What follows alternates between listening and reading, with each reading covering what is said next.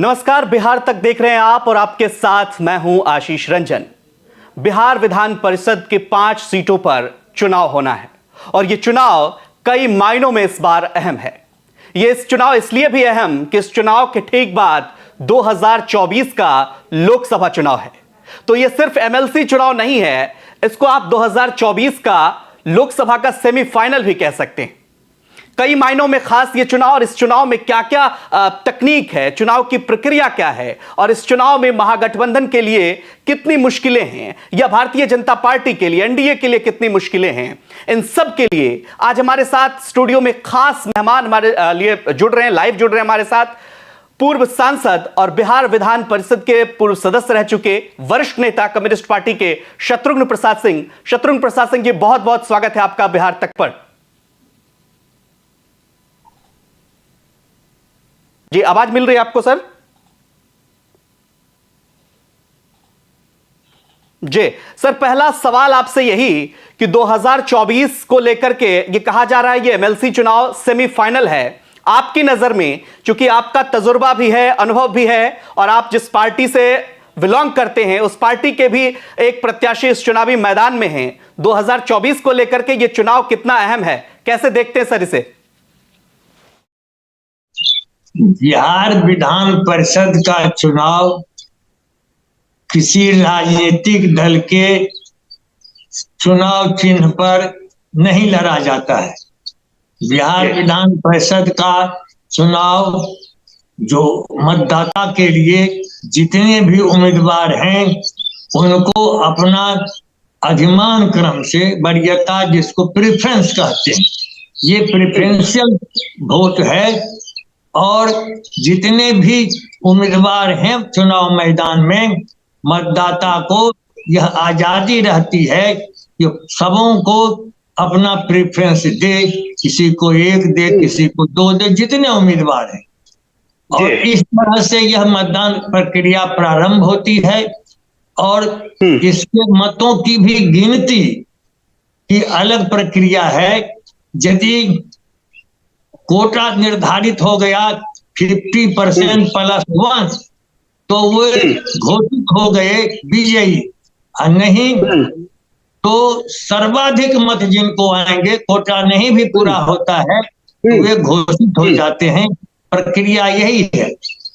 जहां तक महागठबंधन और 24 के चुनाव का जो आप आकलन कर रहे हैं, ये अभी तो कहना अपरिपक्व है, लेकिन महागठबंधन ने उम्मीदवारों का समर्थन किया है सभी क्षेत्रों में।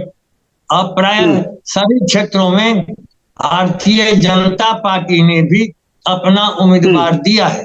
इसलिए महागठबंधन और भारतीय जनता पार्टी से सीधा मुकाबला है। भारतीय जनता पार्टी सवाल सर वही है, वही था सर, क्योंकि देखिए कहा यह जा रहा है कि एक दबाव तो होता ही है, मतलब राजनीति में कुछ चीजें दिखाने के लिए भी होती है, भुनाने के लिए भी होती है। क्योंकि 2024 का एक मनोवैज्ञानिक दबाव तो जरूर पड़ता है राजनीतिक दल पर और अभी जो समीकरण है उसमें महागठबंधन का पलड़ा भारी जरूर है। लेकिन अगर आपको यहां से कोई मतलब उलटफेर वाली स्थिति होती है तो इसका एक तरह से कह सकते हैं कि भारतीय जनता पार्टी इसको भुना सकती है या महागठबंधन के पक्ष में यह चुनाव जाता है तो उनके लिए भी एक मनोवैज्ञानिक दबाव जो है वो थोड़ा कम दिखेगा 2024 में। सवाल ये था सर।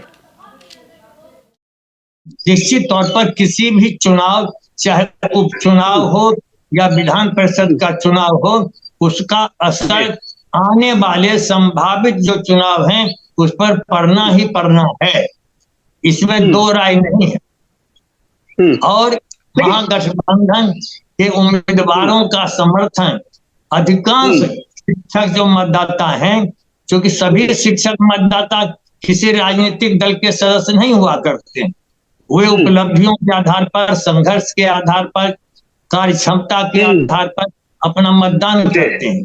लेकिन महागठबंधन के प्रति शिक्षकों में भी रुझान है कि उनकी जो लंबित मांगे हैं महागठबंधन की सरकार ही उन मांगों की पूर्ति करेगी।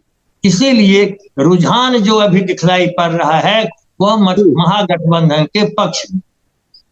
लेकिन ये भारतीय जनता पार्टी के लिए निश्चित रूप से आपके सामने भारतीय जनता पार्टी तो एक बड़ी चुनौती है, क्योंकि आपका राजनीतिक अनुभव रहा है, आपको लगता है कि इस चुनाव का प्रभाव जो है वो आगामी चुनाव पर पड़ने वाला है या दिखने वाला है? चूंकि नीतीश और तेजस्वी के साथ आने से कहा तो यह जा रहा है कि महागठबंधन मजबूत हुआ है और उस मजबूती का परिणाम जो है एमएलसी चुनाव पर भी दिखने वाला है।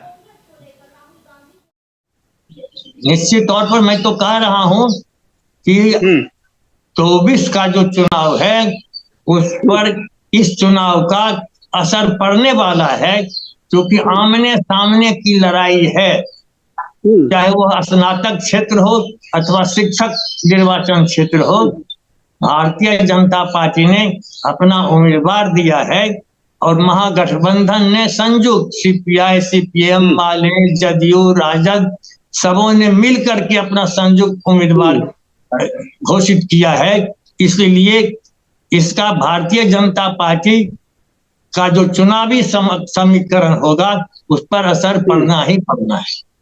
करके कई बार सवाल उठता है सर, चाहे विधान परिषद का चुनाव हो या विधानसभा का भी चुनाव हो, इसमें भी सीटों के सामंजस्य को लेकर के सवाल उठता रहा है। महागठबंधन को लेकर के अक्सर जब से ये महागठबंधन बना है तब से लेकर कोऑर्डिनेशन को लेकर के सवाल उठता रहा है। जिन 5 सीटों पर चुनाव हो रहा है, एक जगह उपचुनाव है केदारनाथ पांडे के निधन के बाद से जहां सीट खाली हुआ है, कोऑर्डिनेशन में जो दिक्कतों की बात कही जा रही थी भारतीय जनता पार्टी की तरफ से, लगातार आरोप लगाए जा रहे थे आप पर, उन पर क्या कहेंगे?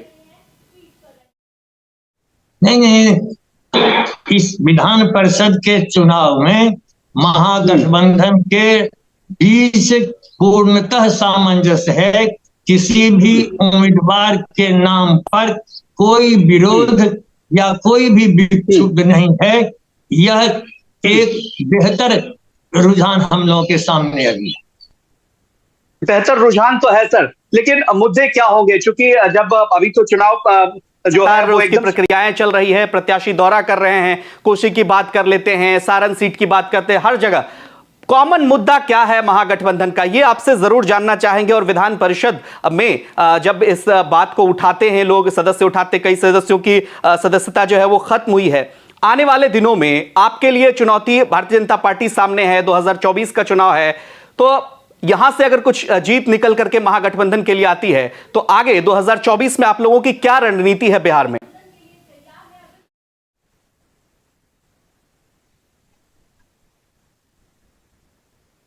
जी, आवाज मिल पा रही है आपको? रणनीति से जुड़ा हुआ सवाल था सर, महागठबंधन की रणनीति क्या होगी इस चुनाव में? क्योंकि कई ऐसे सीट हैं जैसे कोसी, राहुल गांधी के विषय आपने महागठबंधन की रणनीति है भाजपा हराओ। हमने शिक्षा महत्वपूर्ण मुद्दा है, जो शिक्षकों की लंबित समस्याएं हैं, जो माननीय तेजस्वी यादव ने अपने चुनावी घोषणा पत्र में वादा किया था कि हम समान कार्य का समान वेतन देंगे, शिक्षकों को राजकर्मी का दर्जा देंगे। इस ओर ज्यादा आकर्षण है और अभी तक उस ओर कोई प्रयास नहीं हुआ है। इसीलिए महागठबंधन के सामने यह चुनौती है और मुख्य मुद्दा यही है। उस समय भारतीय जनता पार्टी इसके पक्ष में नहीं थी, लेकिन ये सीपीआई, सीपीएम और राजद एक साथ पहले भी मैदान में लोग सब लड़ रहे थे और इसमें कोई समन्वय कहीं हम अभाव नहीं देख रहे कि आपका राजनीतिक अनुभव इतना लंबा रहा है, 2 बार आप बिहार विधान परिषद के सदस्य चुने गए, लोकसभा में भी गए, धनबल का जिक्र हमेशा आता है जब भी एमएलसी का चुनाव होता है। अब ये कहा जाता रहा है कि पहले जैसे आप ही 2 बार उसमें इलेक्ट हुए, कहा जाए है कि धनबल का इस्तेमाल अब बहुत ज्यादा हो रहा है और जो पहले की बात थी वो अब चुनाव में नहीं दिखता है। चूंकि आप एक शिक्षाविद भी हैं और शिक्षक आंदोलन के आप प्रणेता रहे हैं बिहार में, आपको लगता नहीं है कि मतलब सच में धनबल का इस्तेमाल हो रहा है ऐसे चुनाव में, अब जहां भी विधान परिषद की सीटें हैं? जी, निश्चित तौर पर हमने तो बहुत पहले एक लेख लिख दिया था, राज्यसभा धन सभा, और विधान परिषद में भी जो राज्यपाल के द्वारा मनोनयन की प्रक्रिया है, यानी जो सरकार जिसको भेजती है अनुशंसा करके राज्यपाल उसको मनोनीत करते हैं, उसमें भी और इसमें तो कई साल से हम देख रहे हैं कि कई ऐसे उम्मीदवार जो शिक्षक नहीं हैं, ऐसे कुबेर लोग आ गए हैं मैदान में, पिछले दिनों भी और इन दिनों भी कई क्षेत्रों में देख रहे हैं। लेकिन वो जो धन कुबेर हैं शायद ही वे जीत पाते हैं। उनका पिछले चुनाव में भी हमने देखा तिरहुत शिक्षक निर्वाचन क्षेत्र में कि पैसे बांटे गए, चादर बांटी गई, कैलेंडर बांटे गए और नगद भी लोगों ने जहां तहां जो शिकायतें मिली हैं। इस चुनाव में भी शिकायतें मिल रही हैं, लेकिन उसका नगण्य असर होगा। शिक्षक इतने मजबूत चरित्र बल के हैं, उन्होंने तय कर लिया है कि धनबल उनके सामने नहीं टिक सकता। सर अभी लगातार देखिए शिक्षक अभ्यर्थियों पे पटना में जो कुछ भी हुआ या लगातार शिक्षक अभ्यर्थी बहाली की मांग कर रहे हैं, शिक्षा मंत्री का बयान इन सब के बीच तैरता हुआ एक राजनीतिक विषय के रूप में वो तब्दील होता है और वो बयान ज्यादा सुर्खी। आपको नहीं लगता कि शिक्षकों को जो उचित न्याय बिहार में मिलना, चूंकि आप शिक्षक प्रतिनिधि रहे हैं और बिहार माध्यमिक शिक्षक संघ के वर्तमान में आप महासचिव भी हैं, शिक्षकों की समस्या विधान परिषद से ज्यादा उठाई जाती है, लेकिन वर्तमान में जो सरकार है, आपको क्या लगता है पहले की सरकार में शिक्षकों की मांग कितनी सुनी जाती थी और अब की सरकार में कितनी सुनी जाती है? पहले की सरकार तो एकदम संवादहीनता का सन्नाटा बना करके रख दिया था, शिक्षकों से कोई संवाद ही नहीं होता। लेकिन ये महागठबंधन की जब सरकार बनी और शिक्षा मंत्री के रूप में चंद्रशेखर जी आए, तो यह पहली बैठक इन्होंने तमाम शिक्षक संगठनों, प्राथमिक माध्यमिक की बुलाई, एक साथ संयुक्त बैठक और उनकी समस्याओं को गंभीरता पूर्वक सुने। दुर्भाग्य यह है कि वेतन विसंगति का मामला, वेतनमान का मामला वित्त विभाग में लटका हुआ है, महागठबंधन सरकार में भी है। इससे शिक्षकों में आक्रोश है और आज तक उनकी समस्या का निदान नहीं हुआ है। यदि निदान नहीं होगा, विधान परिषद में जो उम्मीदवार हैं उनके सामने भी यह संकल्प है, लोग पूछते हैं कि आप जाएंगे तो हमारी मांगों के संबंध में संघर्ष में सड़क से संसद तक आपको शामिल होना पड़ेगा, और जो शामिल नहीं होंगे उनको ये मत देने वाले नहीं है। महागठबंधन की सरकार में अभी तक शिक्षकों की समस्या का कोई सार्थक हल नहीं निकला। एक आखिरी सवाल सर आपसे जरूर लेना चाहेंगे, क्योंकि एक जगह उपचुनाव हो रहा है और आपके बिहार विधान परिषद के सदस्य रह चुके, बिहार माध्यमिक शिक्षक संघ के अध्यक्ष हो चुके केदारनाथ पांडे का निधन हो गया, उनकी जगह पर उनके बेटे को पुष्कर जी को टिकट मिला है। उस सीट को क्या लगता है अगर वहां से रिटर्न कर पाते हैं तो केदारनाथ पांडे जिस तरीके से मुद्दा रखते थे शिक्षकों से जुड़ा हुआ, या आप रखते थे, वो कोऑर्डिनेशन आपकी पार्टी में या फिर वो विधान परिषद में और सरकार के बीच आगे भी देखने को मिलेगा सर? हाँ, पार्टी में तो सर्वसम्मत वह उम्मीदवार घोषित हुआ है और चूंकि यह पहली बार चुनाव के मैदान में है, उनके स्वर्गीय पिताजी के जो अधूरे काम है, अधूरे सपने हैं, अधूरे जो अरमान रह गए हैं, उसके पूरा होने का संकल्प है। और कम्युनिस्ट पार्टी ने तो सर्वसम्मत इनको उम्मीदवार बनाया है। माननीय मुख्यमंत्री ने स्वयं पहल की कि आनंद पुष्कर को ही आप उम्मीदवार के रूप में दीजिए और हम लोग सब समर्थन करेंगे।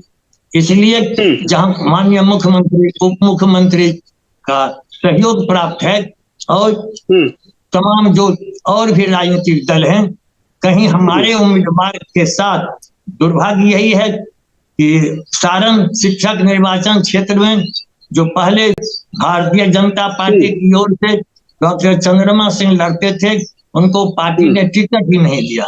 एक नए उम्मीदवार को उन्होंने मैदान में उतारा है, तो भारतीय जनता पार्टी में ही सारण शिक्षक निर्वाचन क्षेत्र में उम्मीदवारी को लेकर के जो आपस में तालमेल होना चाहिए, तालमेल का अभाव है और इसका लाभ उत्तर को मिलने वाला। सवाल सर, एक मैंने पहले ही इंट्रोड्यूस किया कि आपका जो कद है राजनीति में, वो आप देखिए अभिभावक की भूमिका में है, आप राजनीतिक विश्वसनीयता पर भी सवाल उठता है। अक्सर विधान परिषद सवालों के घेरे में होता है, क्योंकि अब जो जिसका जिक्र आप कर रहे थे, धन बल, बाहुबल, इन सब चीजों को खत्म करने के लिए आखिर क्या पहल किया जाना चाहिए? चूंकि अपर हाउस है, वहां पर यह कहा जाता है कि बौद्धिक लोग पहुंचते हैं जिनके पास अच्छी खासी बौद्धिक संपदा होती है। लेकिन बीते दिनों में, चूंकि आप 84 में एमएलसी हुए, फिर 90 में एमएलसी हुए, राजनीतिक पतन के इस दौर में उसको कितने सुधार की जरूरत है, बिहार विधान परिषद में कितने सुधार की जरूरत है,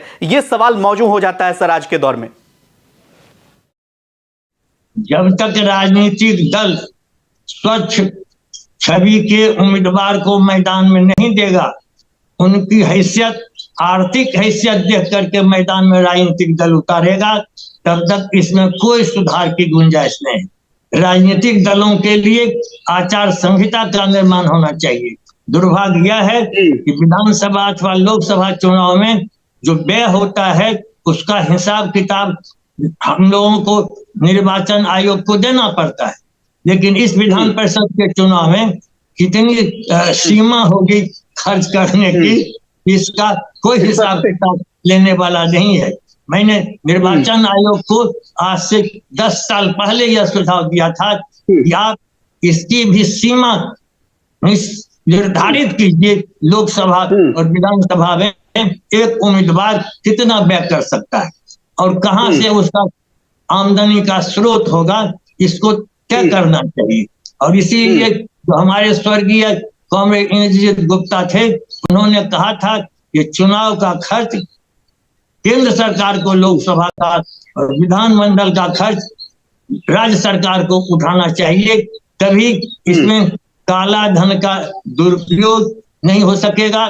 जो भी धन कुबेर काला धन को सफेद करना चाहते हैं, वे चुनाव का सहारा लेते हैं।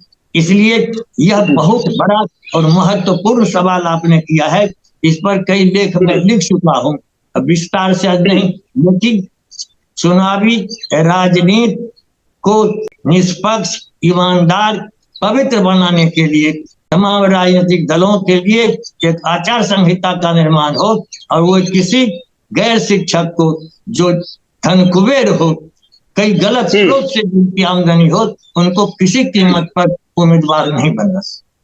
ठीक है, आखिरी सवाल और राजनीतिक सवाल। फिलहाल तो पर जो चुनाव है सर, वहां पर जेडीयू अपर हैंड वाली हालत में है। मतलब 3 सीट, अगर मैं सही हूं तो वहां जेडीयू के खाते में है अभी फिलहाल। अब आने वाले चुनाव में क्या होता है, मतलब परिणाम इस पर देखना होगा। लेकिन यहां से जो एक समीकरण बनेगा 2024 में, महागठबंधन कितने दमखम के साथ भारतीय जनता पार्टी के सामने उतरेगा, यह सवाल, राजनीतिक सवाल सर, आखिरी सवाल। राजनीतिक सवाल तो पूरे देश के सामने जो सवाल है, वही राज्य का भी सवाल है। भाजपा हटाओ और देश बचाओ। लेकिन अभी तक विपक्ष की एकता इस नारे पर नहीं होना, यही दुर्भाग्य है आज की राजनीति के लिए। बिहार में विपक्षी एकता एक है सर, ये भी सवाल है। बिहार में तो नीतीश कुमार के नेतृत्व में एकता कायम है, लेकिन केवल बिहार ही देश की राजनीति तय नहीं करेगा, ये तो देश के पैमाने पर होना चाहिए। और अब तो निश्चित तौर पर जो राहुल गांधी की सदस्यता समाप्त हो गई, जबकि उनको कोर्ट से 30 दिनों का स्थगन आदेश था, और तब लोकसभा सचिवालय ने उनकी सदस्यता रद्द कर दी। पूरे देश में कांग्रेस ने जो कार्यक्रम दिया है, सड़क पर कांग्रेस कार्यकर्ता आ गए हैं, और हम समझते हैं कि बहुत बड़े बड़े वकील हैं। मानहानि का जो मामला है, यह कहीं से भी इस अधिकतम सजा के लिए नहीं। और इसी के साथ जब उसी कोर्ट ने कहा कि आप 30 दिनों के अंदर आप अपील में जाइए, सजा सस्पेंड रहेगी, और तब लोकसभा के सचिवालय ने उनकी सदस्यता रद्द कर दी, तो उन पर कंटेम्प्ट चलना चाहिए। कोर्ट की अवमानना का मुकदमा दर्ज होना चाहिए, ताकि ये कोर्ट से भी खिलवाड़ लोकसभा सचिवालय ने किया है। भाजपा आपके सामने बिहार क्योंकि में अभी तो विधान परिषद का चुनाव है, आने वाले 2024 में लोकसभा का चुनाव है। इस चुनौती के लिए मतलब आप इस बात से आश्वस्त हैं कि महागठबंधन में ऑल इज वेल वाली स्थिति फिलहाल बरकरार है और आगे 2024 में आप लोग मिलकर चुनाव लड़ने वाले हैं? हाँ, मिलकर के तो चुनाव लड़ने वाले हैं और भाजपा निश्चित तौर पर जो उसका बूथ मैनेजमेंट है, जो उसका आर्थिक स्रोत है, जो इलेक्शन बॉन्ड का गोपनीय आर्थिक स्रोत है, सबसे ज्यादा एकमात्र पार्टी भारतीय जनता पार्टी इस देश में है जिसको सर्वाधिक पैसे इलेक्शन बॉन्ड से मिलते हैं, बाकी राजनीतिक दलों को नहीं मिलते हैं। और इतनी गोपनीयता है कि आप नहीं बताइएगा कि आपको कौन दे रहा है, अदानी दे रहा है कि अंबानी दे रहा है, कहां से ये इलेक्शन बॉन्ड में कौन रुपया लगा रहा है। ये एक बहुत ही मामला हम लोगों के सामने है और अब तो निश्चित तौर पर सड़क पर आंदोलन प्रारंभ हो गया है। करने की जरूरत बता रहे हैं पूर्व सांसद शत्रुघ्न प्रसाद सिंह सर। आप हमारे साथ अस्वस्थता के बावजूद जुड़े, इस चर्चा में आपने हमें वक्त दिया, बहुत बहुत शुक्रिया आपका। तो बीजेपी मतलब और महागठबंधन के बीच जो है मुकाबला कहा जा रहा है एमएलसी चुनाव में टफ है, लेकिन 5 सीटों पर जो चुनाव है इसका परिणाम जब निकल करके आएगा तो इसके दूरगामी परिणाम 2024 में भी देखने को मिल सकते हैं। एमएलसी इलेक्शन पर हमारा कवरेज लगातार जारी रहेगा। पूर्व सांसद शत्रुघ्न प्रसाद सिंह के साथ यह बातचीत आपको कैसी लगी कमेंट करके हमें जरूर बताइएगा और बिहार की तमाम खबरों के लिए आप देखते रहिए सिर्फ और सिर्फ बिहार तक। नमस्कार।